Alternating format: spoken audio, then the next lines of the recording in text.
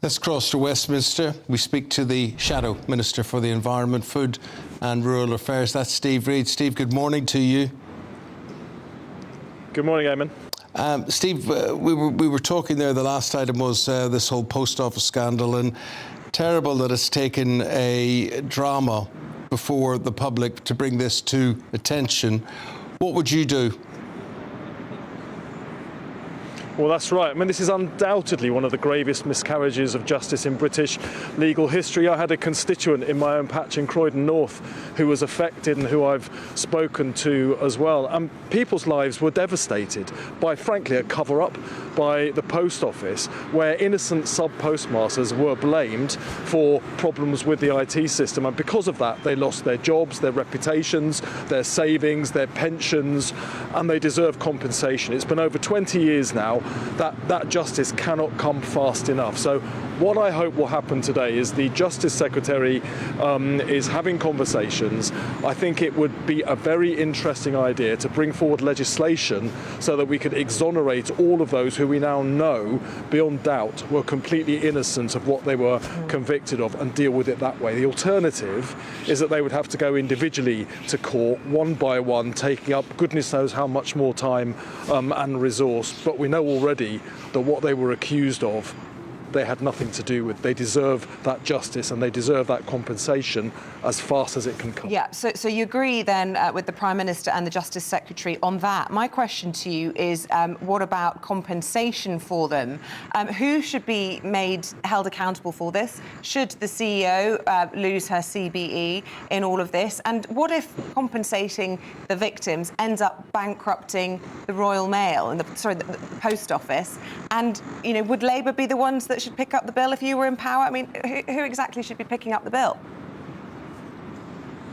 Well, it's the Post Office that was responsible for this. It's the Post Office that covered up the problem in the first place, the Post Office that led the prosecutions, and that is where we should be looking for compensation. Now, the government will be looking at the wider financial deal. I don't have access to that information right now, but we'll look at what they're proposing. Our intention would be, we want that justice and that compensation delivered. These people deserve it. They lost everything.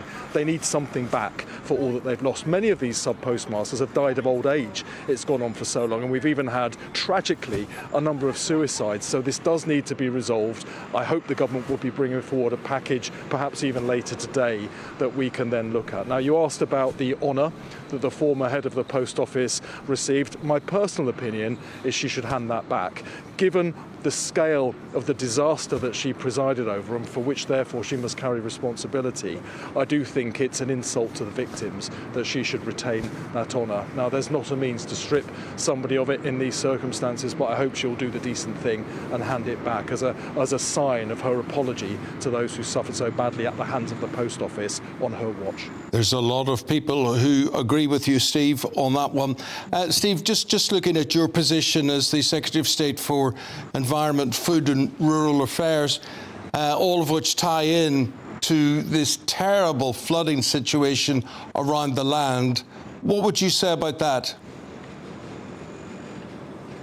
Well, I mean, it's absolutely devastating. I mean, many people have seen the images on your show, but it's so widespread. Many of us have seen what's going on with the flooding personally. I was up in Oxfordshire last week speaking to farmers whose crops are underwater, and it's going to destroy the crops and the seedlings that are started to grow for our food supplies next year. So that's under threat. Before that, I was up in Nottinghamshire and I visited the homes. I had, crying on my shoulder, a homeowner up there as we stood together and looked at how everything they own has been destroyed, unable to even get insurance for their home. Now, what is the problem causing all of this? Of course, it's the floods coming down, but the government has a responsibility to try and keep people safe from those rising levels of waters, the more extreme weather that we're seeing happening over recent years.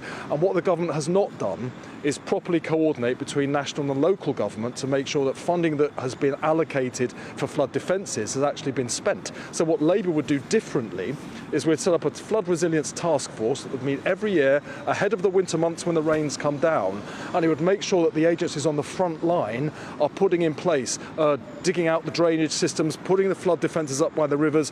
There's a scheme of natural flood management where you can plant more trees upriver that help the land retain and hold more water when it comes down, so it doesn't end up surging through the rivers. All of that would help. But when I was up in Nottinghamshire just a few weeks ago, the town of Retford had been allocated £11.7 million for flood defences over the previous 2 years. They'd spent less than 0.5% of that money, and so people's homes, their businesses, their livelihoods were devastated. And it's avoidable. We just need better coordination between national government that allocates the money and the agencies on the front line that should be doing their best to protect people.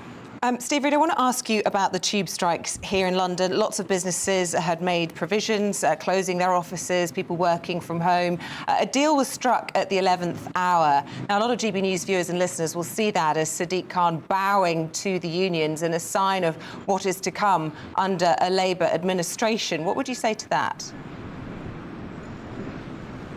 Well, first of all, as a Londoner myself, I'm absolutely relieved that this strike isn't going ahead. It was going to be devastating for everybody that needed to get to work in the capital city today. So thank goodness it isn't going ahead.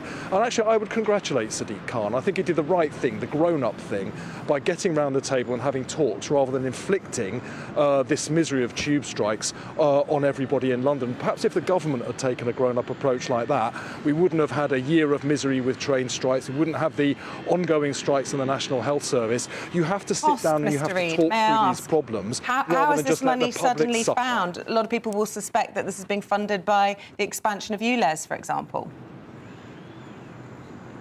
Well, there's not a deal yet. They're just sitting down and talking. Let's see what comes out of the talks. If you don't talk, you get the industrial strife that causes a misery to so many of our fellow citizens, whether it's in London or up and down the country with the National Health Service. It's always better to talk than to let the strikes go ahead, because the public should never be left to suffer.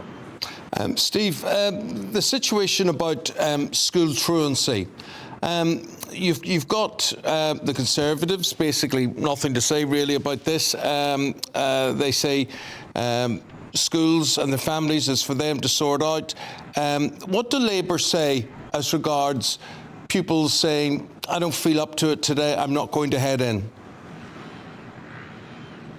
Well, I mean, first of all, this isn't just a problem we can afford to ignore, I think. So school absences are up by 40% since 2010, and that is devastating for young people who are not getting their education, because if they don't get the skills they need to get the good, well-paid jobs, their whole futures are damaged. They're never going to reach their potential. That damages all the rest of us too, because we need a highly skilled, highly educated workforce so that we can compete globally, so it damages the whole country. So what Labour's proposing is that we close the VAT loophole that allows private schools to avoid paying that tax, and we can use that to fund a mental health worker in every secondary school who can help to identify those issues of depression, early stage mental ill health in students that is often the cause behind them not turning up to school, engaging with the parents, engaging with the family, and supporting them to get the support they need to get back into school and keep getting their education. It pays for itself in the end, because if those young people get out and get a better job,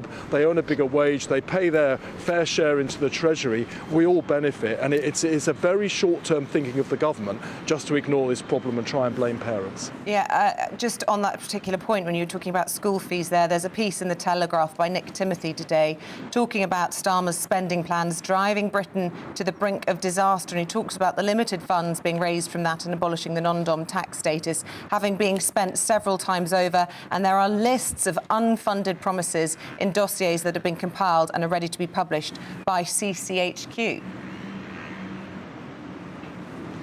Well, I don't think I'll give much credence to anything said by Nick Timothy, who was one of the advisors to the disastrous Theresa May government, so I'd take anything he says with a pinch of salt. The truth is, every single commitment Labour comes out with will be fully funded. It was the Conservatives who crashed the economy by making tens of billions of pounds worth of unfunded commitments, and then they decided to make working people pay with 25 separate Tory tax hikes simply just since the last general election that have left us all facing the biggest personal tax burden since the Second World War. This country needs change. It won't come from more of the same with the Conservatives. It only comes with the election of a Labour government under Keir Starmer. Well, we'll leave it there. Steve Reid, thank you. Steve is the Shadow Secretary of State for the Environment. Thank you very much indeed.